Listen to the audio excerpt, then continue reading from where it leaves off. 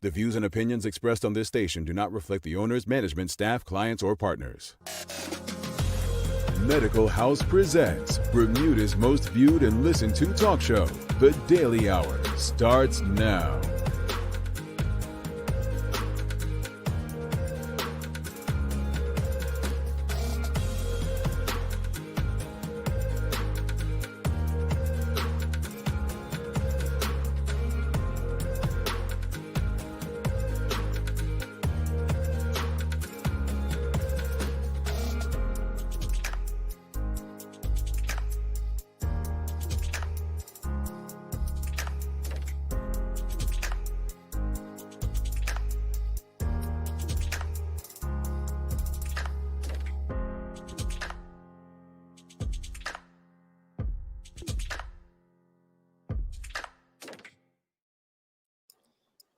It's Tuesday, the 13th day of October. Welcome to the Daily Hour, brought to you by Medical House and Lindo's. I'm Jamal Hartman, almost along with Carlos Zool, and Sherry Lynn Pringle is here. Thanks for making us part of your daily routine. If you haven't already, please share the link, start a watch party, just get the conversation out there to your network. Today, we have Bermudian Educator Dr. Lou Matthews will be stopping by to discuss the state of formal education with us. The daily play is a remember when, so it's going to be history question that we're responsible for answering. So yeah, let's get to it. Sorry, before we came on air, and I hadn't even planned to discuss this. Before we came on air, you mentioned something that's going on in Nigeria right now, involving, is it SCARS or SARS? Yeah, the hashtag is End SARS Now, or SARS Must End. It's about the special anti-robbery squad in Nigeria that has just been really brutalizing its people. I mean, there's some video and everything. And so it started, what happened last night is they asked us to start trending the hashtag so that media would pick it up, because if not, no one's really going to know about it.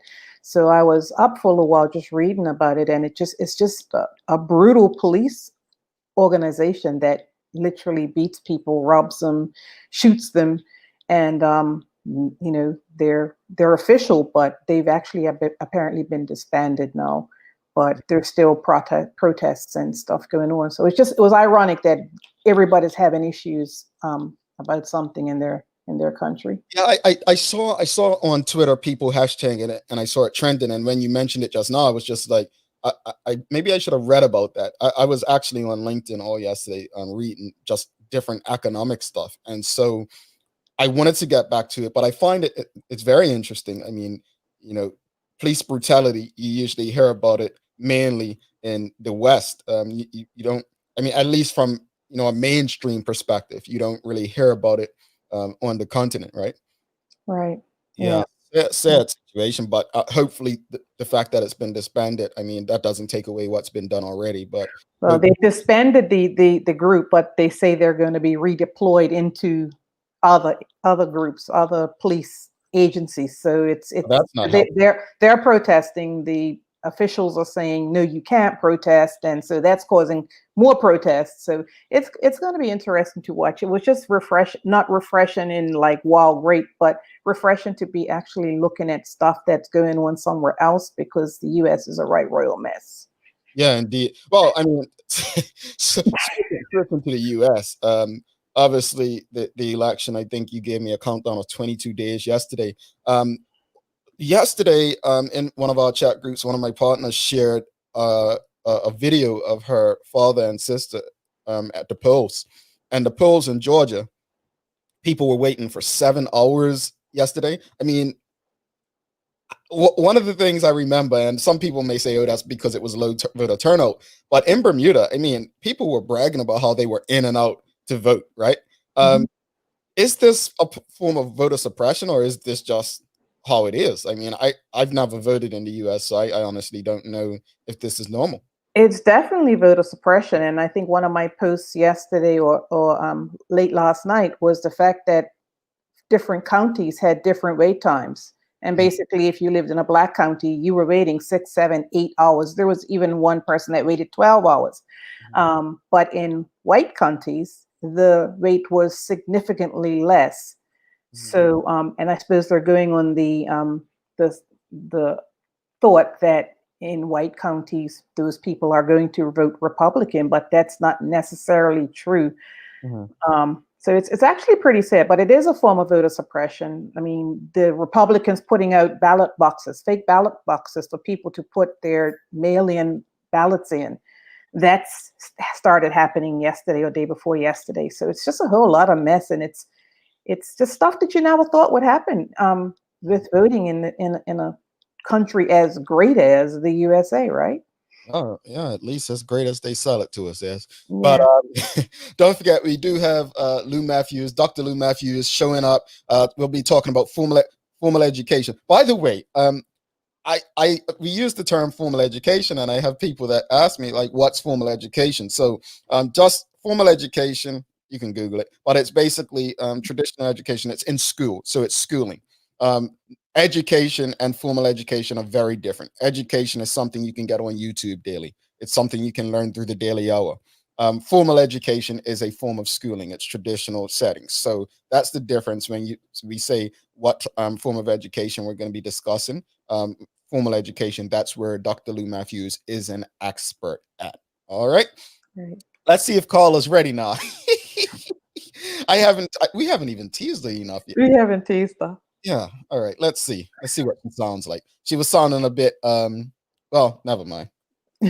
Hey, Carla, how are you? I was sounding a bit the 400-ish, wasn't I? Good morning.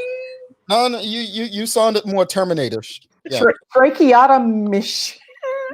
Technology, as you all know, it could drive us crazy, right? But we just got to push on and keep smiling. Yeah. I mean, yeah, some people are already there. Yeah. So we were talking about voter suppression. We were talking about what's going on in Nigeria. And then let's not forget, we do have Dr. Lou Matthews coming on to speak about the state of formal education a bit later. A lot to talk about in that respect. And hopefully after Dr. Lou Matthews, we can have someone from the Ministry of Education over the next couple of weeks, because education has always been a hot topic. It just seems like there's no one has gotten it right in a Bermuda perspective. As you know, Carla, you've both worked in the ministry, but you've also had children there. What are some of the differences you see in what you saw in Bermuda versus what you see in the UK with your children? I've been very public about this. My youngest son, who did years 1, 2, and half of P3 in Bermuda, I had concerns from the very beginning, from P1, that he was behind. You know how they do the markings as such, and he was always at the lower end. And I said, he's born in December, so we do it January to December in Bermuda. So I said, can he stay back? And which is retained for some people. And they said, no, he'll be fine. P2, still lagging. Eager to learn, but lagging. He'll be fine. Going into P3, he's still behind. And I'm like, nah, the developmental thing can't be the answer anymore, right? And him being a December baby, my other two were younger, earlier in the year, it was a difference. And so it was always the excuse that he was younger. But we got out here in the UK and he was tested and found to have dyslexia. Mm-hmm. And I'm not dogging the Bermuda public system, but I feel that they let it go too long, because I used to teach, but I always did senior school. I taught at Cedar Bridge. But for early education, I felt that he was just coasting along and they wouldn't allow him to retain. And now that he's had his diagnosis and is getting the tools that he needs to succeed, he's flourishing. He starts high school in September, next September. So I think also out here, I now I feel like you, Jamal. So I have a master's just about. So I'm big on education, but I understand that it's not for everybody, formal education. And I feel that in Bermuda, if it's not formal education, it's not good enough. We're here in the UK, they embrace all sorts of learning and tracks as such. Interesting.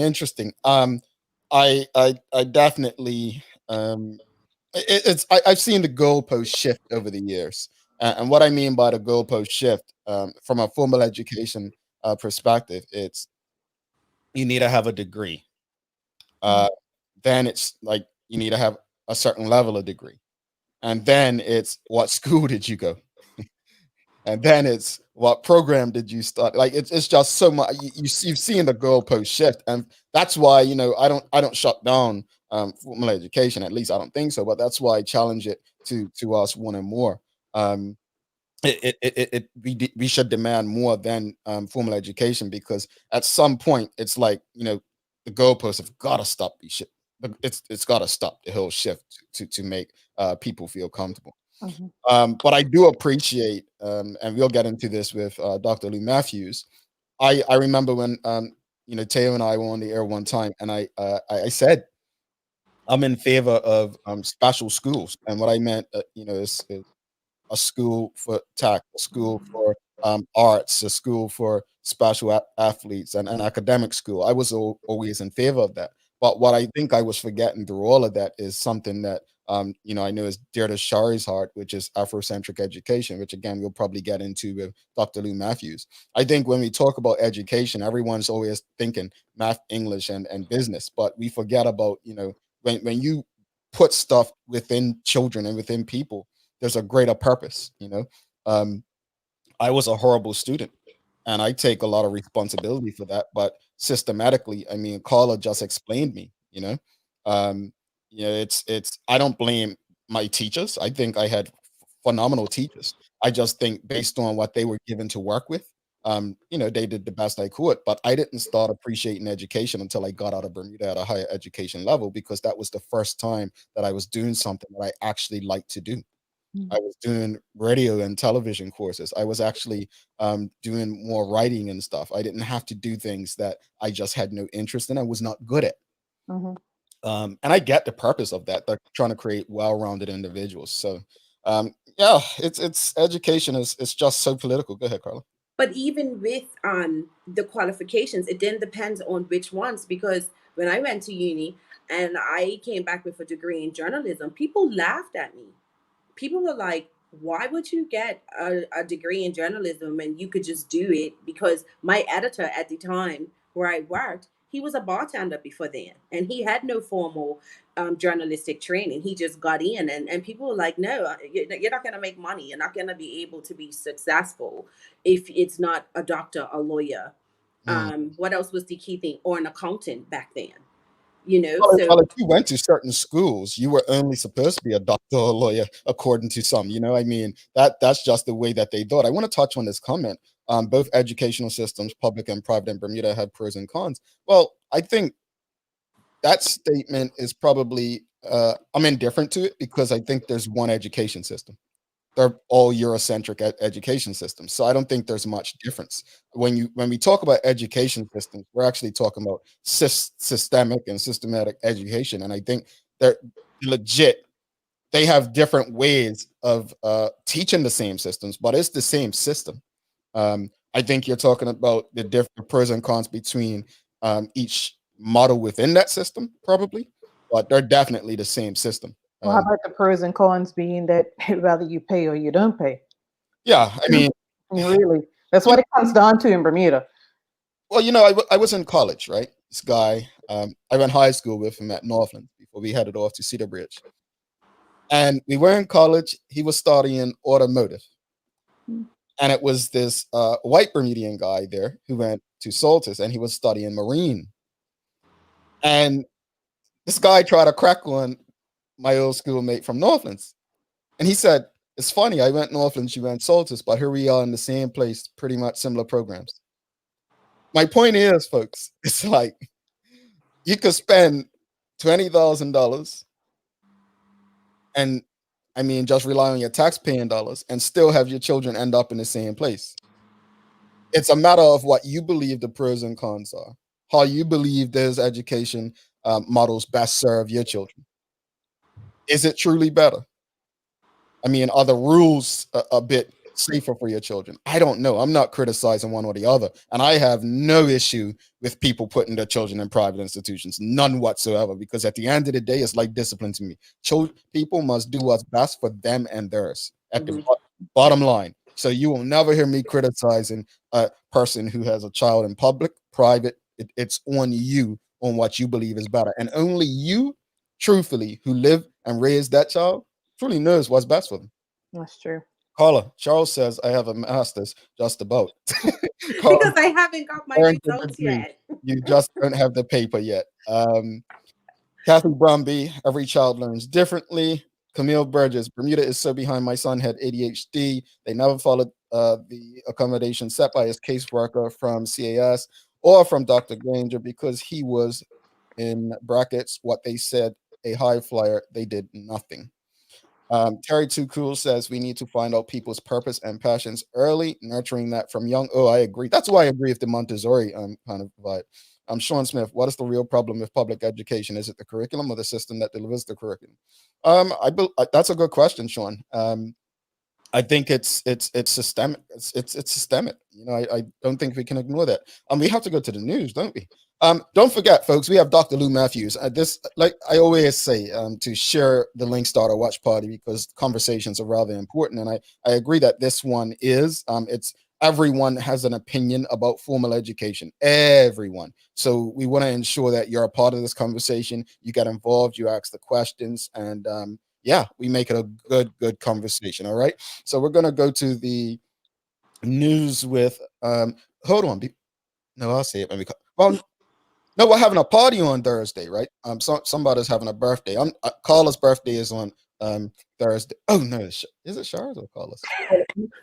Anyway, It's got me confused. I'm like, what? somebody's having a birthday, so you bring your own bottles, bring what you drink. We're having a party Thursday, all right? And an easy clue, thanks. Yes, an easy clue.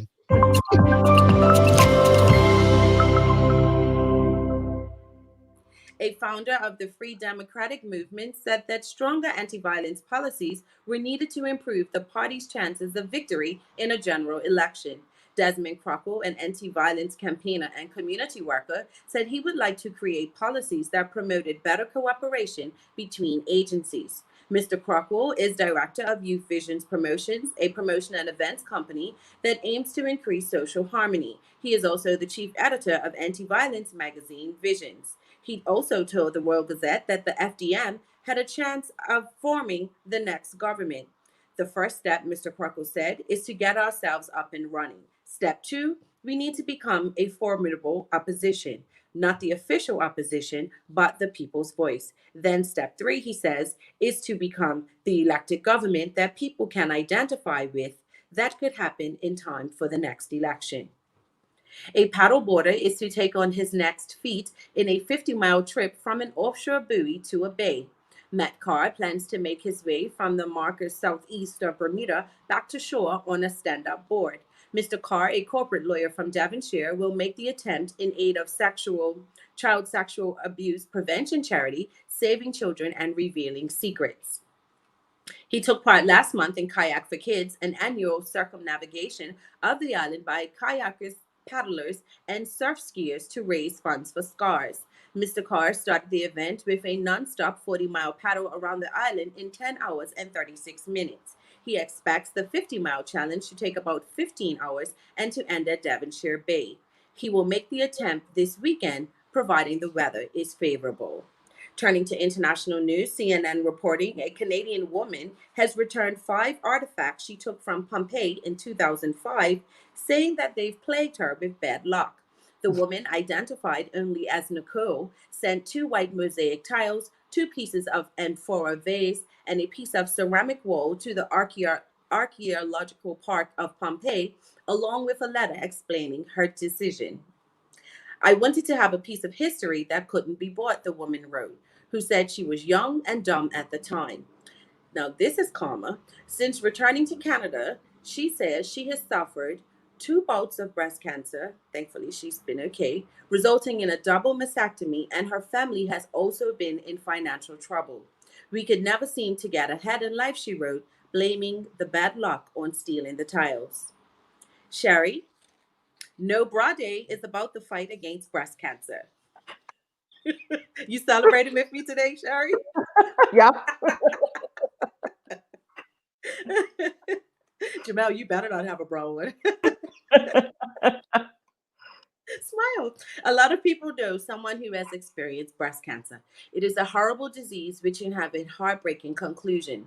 No Bra Day encourages women around the world to ditch their bra to raise awareness for this disease. It is a great day in terms of supporting women who have experienced breast cancer or are going through it at the moment, as well as raising awareness about the condition so that we can hopefully find a cure for it. Celebrating No Bra Day is as simple as not wearing a bra. But if you're in the mood to do more for yourself and others, then there are a number of important options. Start off by visiting your doctor and schedule a breast exam. Catching breast cancer early isn't difficult. Turning to weather with a chance of showers, Bermuda can expect a high today of 80, 67 in Philadelphia, and 50 in Brighton, UK.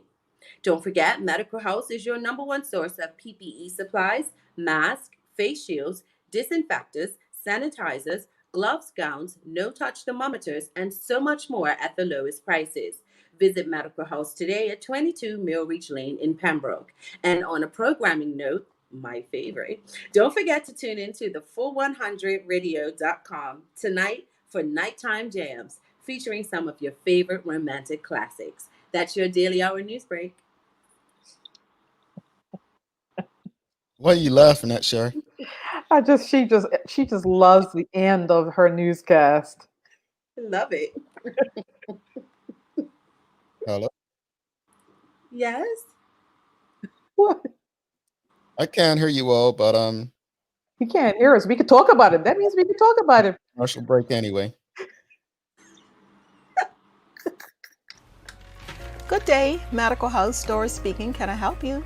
Medical House House is Bermuda's one-stop shop for healthcare. I found myself being a caregiver.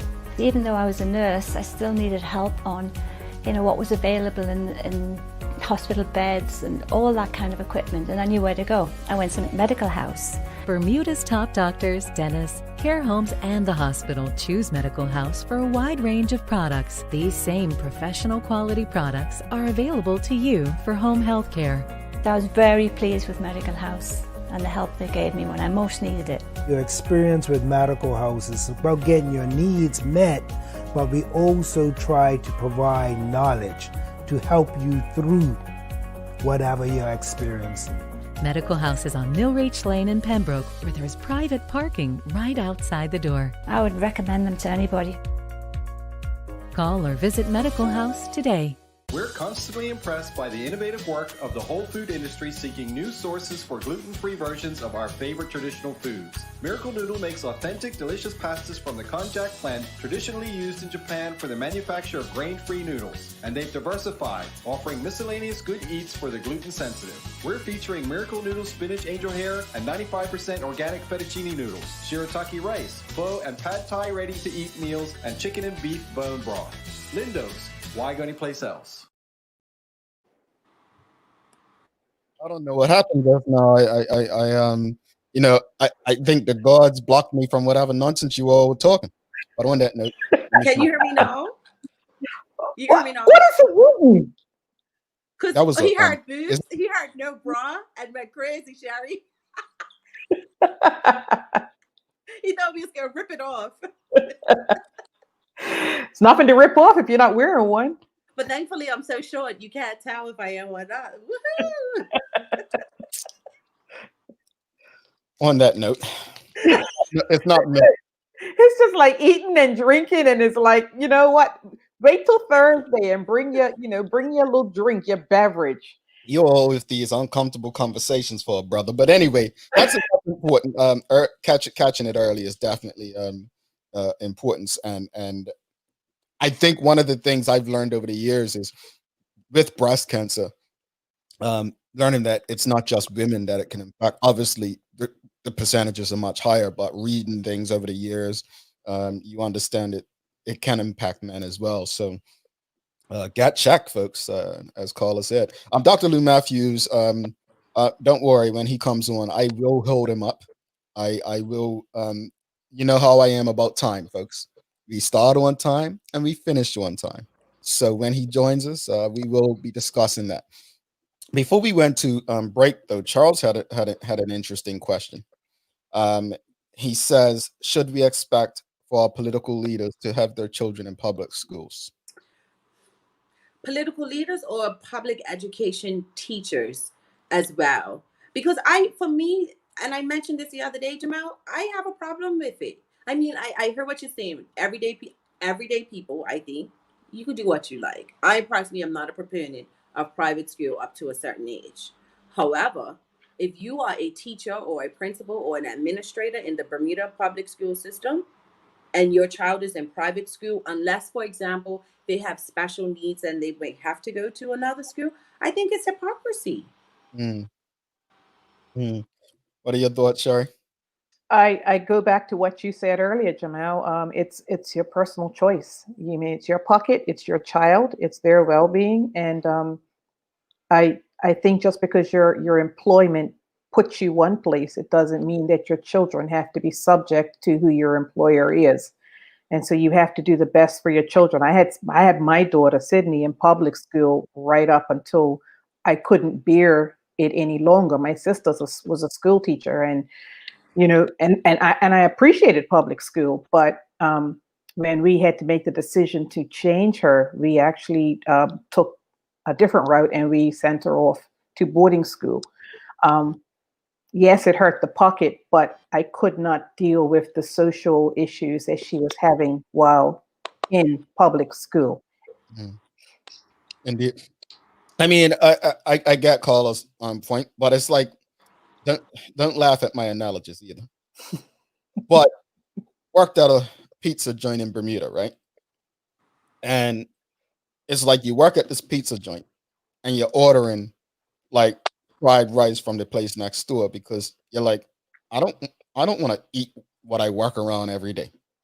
Again, probably not the best analogy, but it's I'm not excusing those who send their children to private school. What I'm saying is that people can believe that they can make a difference in something without actually having their children there. Maybe they believe that because their child is excelling in a certain area, this school may be best for it. And with public education, you understand that it all comes down to where you live, or at least it's supposed to. And the school where they live may not offer them the opportunity to excel in whatever it is that they're good at. So I mean, it's various issues. I think some people look at it like people are sending their children to private school because they don't trust the very system they work in. But I don't think that's always necessarily the case. So I don't know. Again, you guys are more have more experience with this from that perspective. I think it's the narrative as well, because with three children, three distinctive learners, right? And with Sakile, my oldest, I remember she was determined that she wanted to go to BHS specifically for high school. Mm-hmm. And I've been public school my whole life. I was like, no, it's not happening. I'm not paying for school. Mm-hmm. And her godmother was a proponent of private school, paid for her to take the test. And how I knew this child was determined to go private school was that, remember the big truck on 24th of May? She walked behind the big truck for all those hours, but got up the next day and made sure she was at BHS's doors on time to take the test. She got in. I was still mad. And they get off a $5,000 bursary. Mm-hmm. And Dan said, well, it's just $18,000. You could pay it in September. I was like, for education. And as a single mom, I was like, no. But I think it's the narrative around private school is better. Private school has more opportunities. And you cannot deny that there are some advantages. But I have family that have children in private school who have said, for example, when it comes to learning difficulties, they found that the support is less in their experience in private school. And when they put their child in public school, they got better support. But I think what we're doing right now, and we need to be careful, is we're generalizing a lot. And I think we need to be very careful when doing that. And let me use this comment as a and this is what I was getting at. Not all public schools perform the same, nor do private schools. So I think, when the example I gave in using that, in Bermuda, at least as it used to be, your children had to go to schools within a certain district if you lived there. And this is not to say a private school would be better offering opportunities, but what I'm saying is that the school that they may benefit, I don't think we could arrest my mama. No, it's been 30 years. But anyway, it's like my mother always thought West Pembroke was the best primary school. So my sister ended up going to West Pembroke. We didn't, obviously, it wasn't in our area. So we had to use someone else's address at the time. So it's not, for me, it's a matter of finding what you believe best. And the way public school operates, you don't look in the US, you have people getting arrested and jail time for putting their children in different districts for education. So I don't think it's even necessarily a public versus private thing. It's literally trying to put your child in the best situation for their success. I think we actually need to get away from the public versus private debate, because that's not the problem. That's not the issue. And once we understand that that's not the issue, we might actually find that we have more in common than not. And then we can introduce the things that are important to our very existence, which is Afrocentric education. It's more of purpose about our education rather than just preparing the next generation of employees, preparing the next generation of leaders, entrepreneurs, and so on. Without further ado, let's give it to Dr. Lou Matthews. We don't tolerate tardiness, so we're gonna put him on punishment for a bit. Let's introduce our good friend Dr. Lou Matthews to the conversation. Dr. Lou, what's happening, brother? Oh yeah. How are you? Can you guys hear me? I'm okay?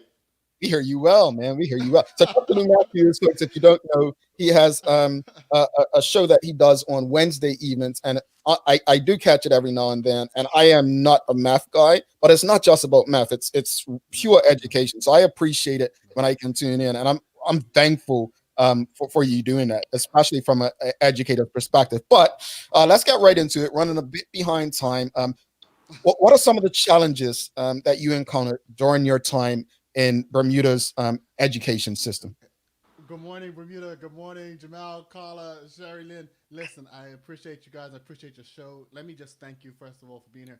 And thank you for your election coverage. Thank you for this voice in the show. I really appreciate it. It keeps me in touch with being home, and so I appreciate that. Hey, listen, Jamal, if you don't mind, back to what you were saying, I think I'll just listen to your last statement. It was, because I think that really encapsulates I think we're the future, right? Public and private. Private schools aren't our enemy, right? Mediocrity is. And neglect of our children, neglect of our teachers, neglect of this population when it comes to education. Private and public school, that's not the argument. Those aren't the enemies. What we do every day for children, that's what we have to battle. That's what we have to face. Listen, I spent 10 years in the Department of Education. I worked with a lot of really powerful people, really good people in education. I still keep in touch and communicate with them. It was a great time. I just think that just to your question about the challenges there, education in Bermuda is framed in a kind of system, in a kind of structure that I think goes against a lot of the things that the educators themselves believe in and are framed around themselves. And so I think that's the biggest piece of tension that I know existed with me while I was there for 9-10 years, and I see every day practicing in the people that really believe in children in Bermuda. Dr. Lou. Real quickly, Dr. Lou, can you, we're having some challenges with your audio. Is there anything you can do to raise your audio? Because a lot of people in the audience just saying they can't hear your audio. Before you answer Carla's question. Can't hear you at all now. Yeah. And Lou's a pro at this, folks. Don't let him fool you. If he's having audio issues. That's better now. Go ahead, guys. Yeah, there we go. Sorry about that, folks. As Carla said, Lou is a pro at this. Trust me. I'm learning. This is 2020, man. These are some weird times. I've had to learn all of this. Yes. Go ahead, Carla. Sorry. I'm sorry. Go ahead. No worries. Based on a recommendation from Bermuda First, the PLP will create an authority for public education, which will be responsible for the performance management of all schools and persons at the administrative, classroom, and student support level within the Department of Education. This according to their platform. What are your thoughts on this? This isn't the first time this has come up. The previous administration and administrations before have talked about this. It comes in response to, there's a basic tension this comes into response to, and that is that we have a Department of Education, a Ministry of Education that is largely unresponsive and it's not agile. So the basic question that you get is, how can a school system so small, right, not be able to really transform its educational practices in any real meaningful way, and also in a way that Bermudians, particularly Black Bermudians and families, find relevant and powerful.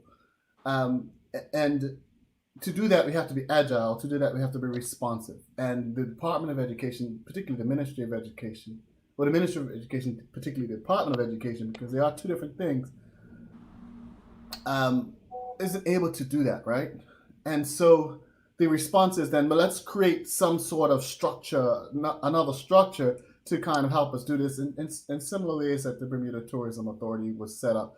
And then maybe even in similar ways you see other quangos or quango-like structures such as Bermuda Housing Corporation.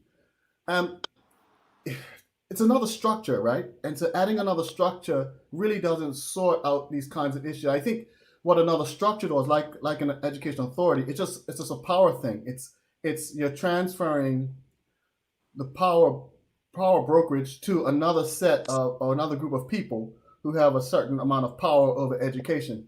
And it doesn't really get at some of the fundamental issues. One is, how do you give educators authority over the things that they do? How do you give principals? How do you give schools control over resources? How do you give parents a say and control over the resources that are used with their children? How do you give the Department of Education folks actual control over the resources?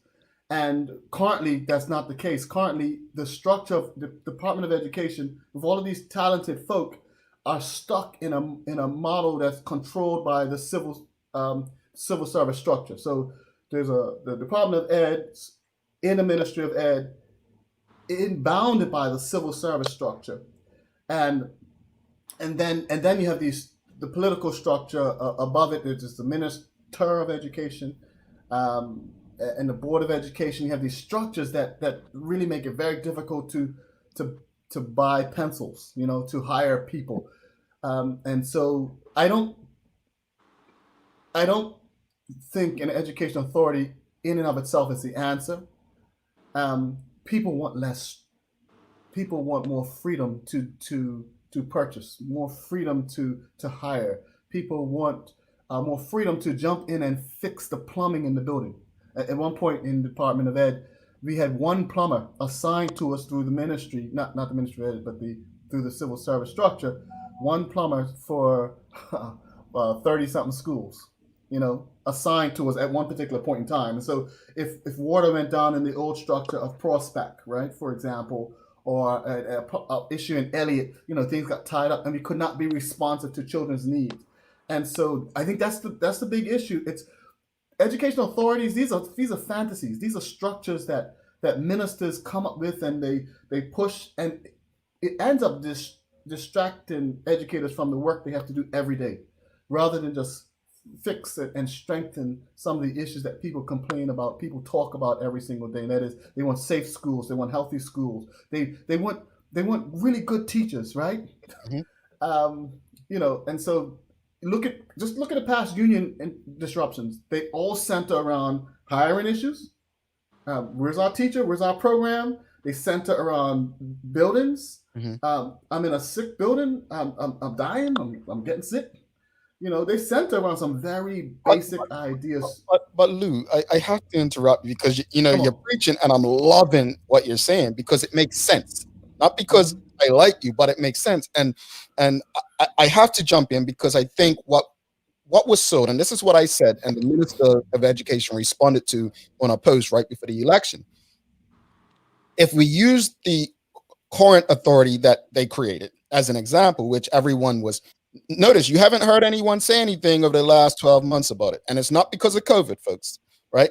But it was used more or less to not improve the state of the what it was overseeing, but it was used to sell a different message. And so what I'm getting from an education authority and what Dr. Lou Matthews is saying, folks, is if you already have, you know, what you have right now, what's going to be the difference other than selling a different message, right? I think people are now at the point where, and I'm going to use this, Crystal Linson says, I agree, we don't need another, and in brackets, authority. I think people have figured out what an authority is. It's not the authority, folks. And I'm glad, I'm sorry, I'm Carla, you can jump back in, but I just had to jump on that.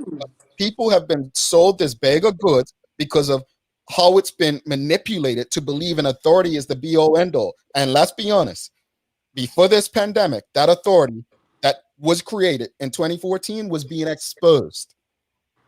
The pandemic saved it from further exploitation as to its inability to do what it was put together for. So I do worry for an education authority if that is the example that they're going to use. And as a parent, all I would say, listening to this makes it even more daunting because we want solutions. Dr. Lou? Carla, can you just open up that space when you say we want, as a parent, the more daunting space? Because I agree with you wholeheartedly. I just don't think, I think there are some big things that get in the way of education right now that make it very unresponsive to parents. Well, I mean, keep in mind, I'm in the UK now, but just as a parent, if I had my children in the system right now and I'm watching this show and I'm listening to the reality of the conversation and I'm a frustrated parent, in brackets, I would be like, what? Like, what is the future of my child? That's what I mean when I say it sounds daunting. It almost makes you say, what the heck? But my next question, Dr. Lou, the PLP government intends to phase out middle schools and replace them with a two-tier system of education. He laughed. With a two-tier system of education that will have primary and signature secondary schools inclusive of academics, technical, sports, special needs, and more. What are your thoughts on this? Yeah, because I'm laughing at the questions you just you put me right in this hot seat space. Listen, I'm gonna say it because I know you don't have much time, but I've served I counted at one point in a 6-7 year period. I must have been through about 4 ministers, 3 commissioners of education, 4 permanent secretaries. So senior ed officials we were averaging about 1 every 6 months, and that instability was ruining our ability to make change in education. And one of the prime drivers of that, Carla, and Jamal, was that every time there was a blueprint or agenda for action, it gets disrupted by some political fantasy, some political thing. And when I say fantasy, some political thing that becomes a all hands on deck disruption. And the educators, because of the size of our country, the educators have to shift all resources into whatever comes. So now it's let's get rid of the middle schools, right? It was before, if you remember, it was the score report. The score report by the OBA took a lot of resources out of our school. It took teachers out and professionals out of our schools just to do this thing, just to analyze the capacity of our schools to do what we all knew they couldn't do, right? And the falling down of buildings, the safety of buildings, and those kinds of things. It took a lot of resources, and it takes away from what educators want to do day to day. Before that, it was the parent councils. It was these structures and these external structures that politicians, and again, I think that's the major problem, the micromanagement of education by politicians, the stranglehold that the civil service and permanent secretary have on education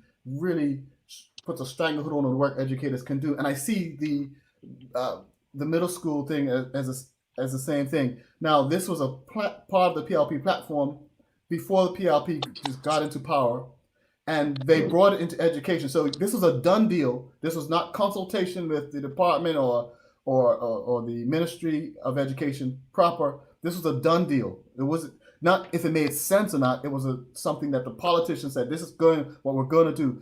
And what I think is weak about it is this, and I've said this before. It's a policy. It's a philosophy of education. It's not transformation. It's subtraction. I don't think if you look at how private schools talk about their education platforms.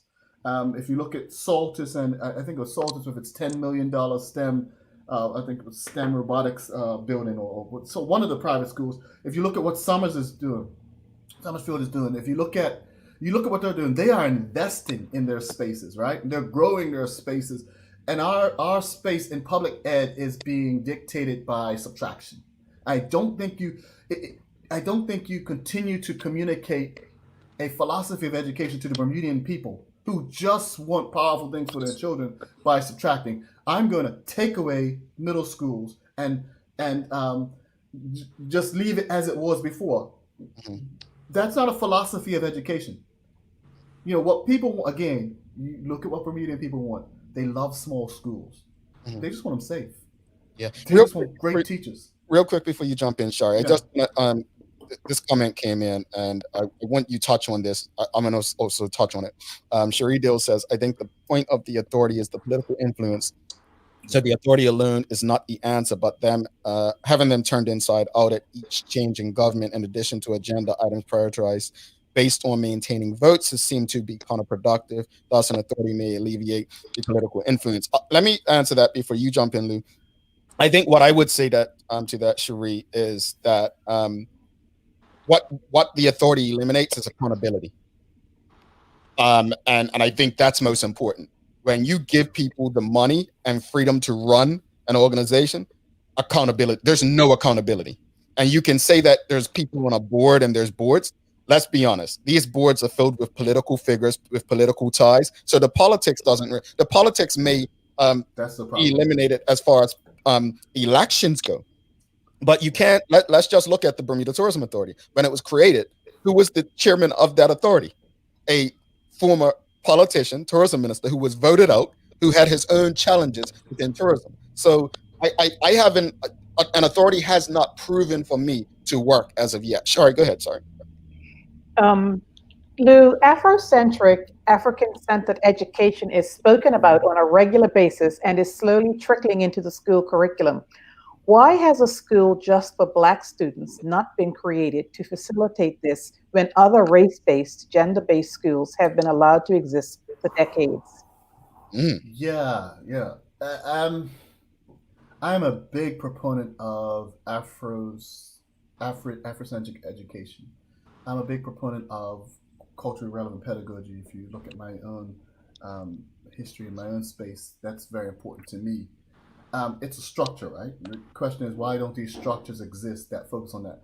And I think what we have not done in Bermuda so to date is we haven't acknowledged race. We don't take any race-based statistics when it comes to education. So we don't even know the nature of educational inequity with regards to race. We don't. I haven't seen it because we don't acknowledge it. We don't tune into it. So what we're saying is that we actually have a colorblind approach to pedagogy or teaching methodology and style, a colorblind approach to curriculum, and a colorblind approach to our schools. While we, on the other hand, acknowledge that there are racial inequities, we know that Black families in our country still have 20% or more or less disposable income than white families. We know that Black families have to make choices around public education more so than private school families, particularly white families that are private schools. So we know that there are a serious inequity. We can feel them, right? But we can't touch them. And I think one big thing I'd like to see is the establishment of race as a space, a lens to look at education. Now that might help point us to these ideas to talk more about Afrocentric education. It's not scary, right? It's just this idea that the narrative that we have about education isn't a narrative that helps Black people thrive. I mean, let's think about that. Even when your child goes to public education, right, or education in this country, period, are they just doing education? Are they just succeeding in education? Or are they thriving? And that's the question. I don't know if Black people thrive in the kind of education that we offer. And I think parents know it in their core, and that's why parents fight to put their children in private school education at numbers that we've seen tick up for the last 10 years when it could be free. You want to pay for something that is essentially free is a big indictment on how you believe the current free thing helps your child to thrive. And so Afrocentric curriculums, we know this. We know culturally centered teaching helps people to thrive, helps Black children to thrive, because it centers the very act of teaching in who we are. Now, let me jump to this point real quick. Education, let's stop calling for education not to be political. Let's stop it, folks. Because education is political. You know, education should be political. Teaching is political. Every great teacher this country has ever had has always had to teach Black children and our children with the idea that they're going against the grain, that they had to combat some forces, whether it was racism, sexism, or any other ism. They've had to combat these forces that are prevalent in our society. Great teaching understands and navigates the political landscape, and schooling has to prepare us to navigate the political landscape. I want a structure, and this is a fantasy to me, I want a structure that's not political. The problem is this current structure has been weaponized by politicians, weaponized by structures like the Minister of Education, the Ministry of Education, and whereas parents and teachers are not allowed to have control and power over a system that they have such responsibility in. Parents and teachers have always been accountable. The question isn't them that bothers me, Jamal, back to your point. It's really the people who control education have been accountable for the kinds of decisions that they have to make. Got it. Okay, well, Dr. Lee, you have about 60 seconds to answer this question. What was the most significant change you made to the Bermuda public education system within either post that you held? Wow. Hey, I was very proud of, in particular last year's, two things that really stand out for me. One was that in 2015 was the National Mathematics Strategy. I wanted to bring my expertise to the space of having helped to transform our mathematics in the country.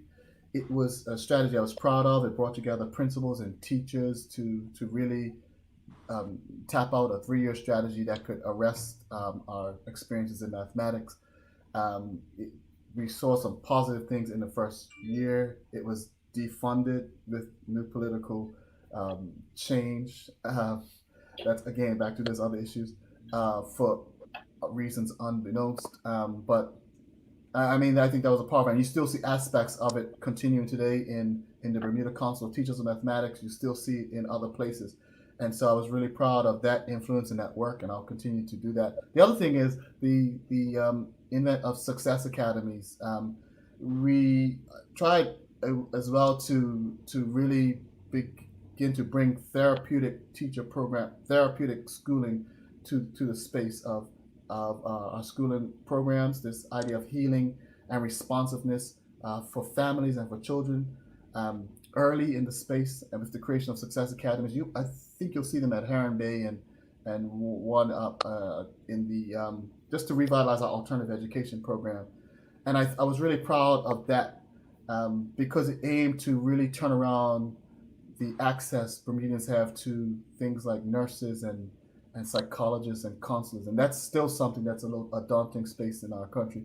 But those are the kinds of things that mean a lot to me, and I was proud of that particular space, as well as the great colleagues that work in education and the great teachers that we have in our country.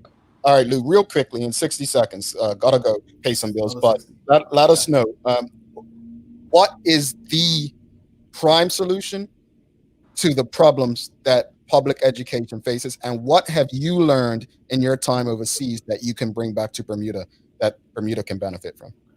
Yeah, I think one is responsiveness building a system that's responsive and agile that can make better decisions. I think public education has to be divorced from the control of the minister and as well as the Ministry of Education a bit, and the civil service. I could, teachers spend a lot of money every year just buying up materials, but if we defunded the current public education and refunded it in different ways, I think we could save money and could use money differently. Think of teachers getting a $500 stipend, for example, to buy teacher supplies directly that they need. They spend probably at least that much every year to set up their classrooms and stuff. But I think those are the kinds of things that you give people power to really reinvest in education.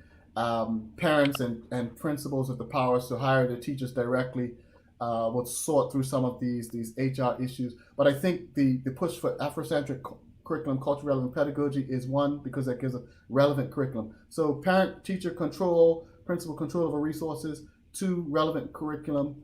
I think those are at least two very big pieces that could go a long way. And 3, just more power to educators inside of the Department of Education to actually make decisions. I'd like to hear more from the Commissioner of Education.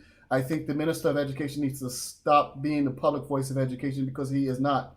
The public messenger, the public teacher, the public educator, the chief public educator is actually the Commissioner of Education, and she has a great deal of knowledge that the public won't politicize automatically, and will be drawn to learning about some of the transformative things that I know they have planned. And so more direct messaging and access to public educators would be the 3rd one. Relevance, curriculum, and less control with regards to the ministry and the civil service. Those are 3 big buckets.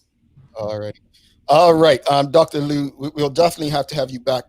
People can catch you on Wednesdays at what time? Talking to me? Yeah, people can catch you Wednesdays at what time? Oh, sorry.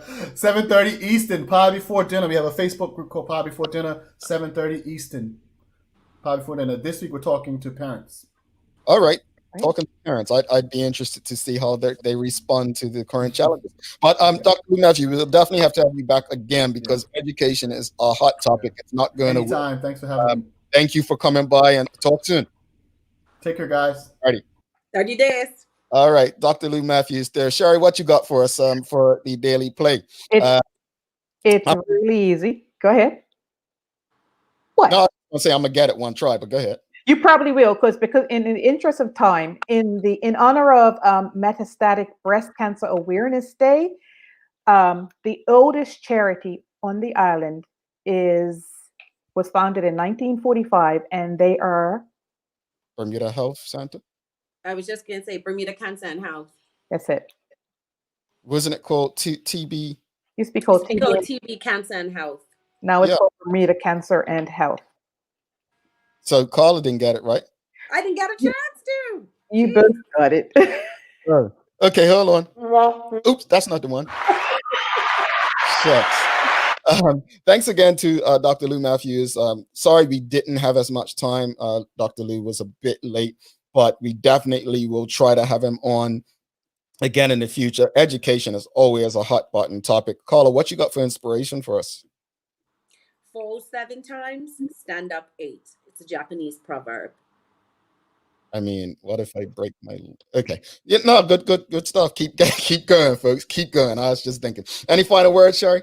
Just happy birthday to all these amazing Libras. I'm getting like 10 and 12 and 13 people on my list of birthdays. So we are October's an amazing month. Any final words, Carla? Better than that. Be gentle, be kind. All right. And on that note, folks, we appreciate you. We love you. We thank you for making us part of your daily routine. If all goes well, we'll be back to do this again with you tomorrow. Yeah, tomorrow. It's not the weekend. Tomorrow. Thanks for tuning in to The Daily Hour, brought to you by Medical House. All recorded episodes and highlights can be found at thedailyhour.com. Stay connected with us by following us at The Daily Hour on Facebook, Instagram, and Twitter.